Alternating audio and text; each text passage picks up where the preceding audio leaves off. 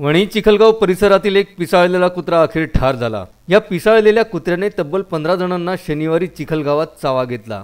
लहान बालकांसह रस्त्यावर दिसेल त्याला हा कुत्रा हल्ला करायचा। कुत्र्याने महादेवनगर, बोधेनगर आणि जुना चिखलगाव परिसरात अक्षरशः हैदोस घातला होता। कुत्र्याच्या हल्ल्यातल्या जखमींवर वणी ग्रामीण रुग्णालयात उपचार झालेत। प्रत्यक्षदर्शीनुसार चिखलगाव येथीलच एका घरातील पाळीव कुत्र्याने हा धुमाकूळ घातला। शनिवारी सायंकाळी 5 वाजताच्या दरम्यान घराबाहेर खेळत असलेल्या साची, नेहा आणि इतर 2 बालकांना देखील याने चावा घेतला। बालकांच्या ओरडण्यावरून जमा झालेल्या गावकऱ्यांनी कुत्र्याचा पाठलाग केला। त्यामुळे रस्त्यावर जे मिळतील त्यावर हल्ला चढून कुत्र्याने हातापायांचा चावा घेऊन त्यांना जखमी केलं। त्यानंतर पिसाळलेला कुत्रा गावकऱ्यांच्या नजरेतून गायब झाला। काही युवकांनी हातात काठ्या घेऊन त्याचा कसून शोध घेतला। महादेवनगरीच्या प्रवेशद्वाराजवळ तो कुत्रा दिसून आला।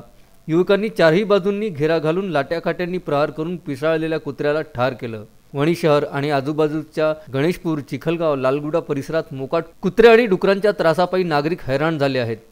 सध्या विदेशी प्रजातीचे कुत्रे पाळणे हे स्टेटस सिंबल झाले आहे।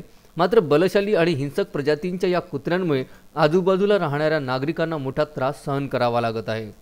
Vidarbha news bureau, Wani.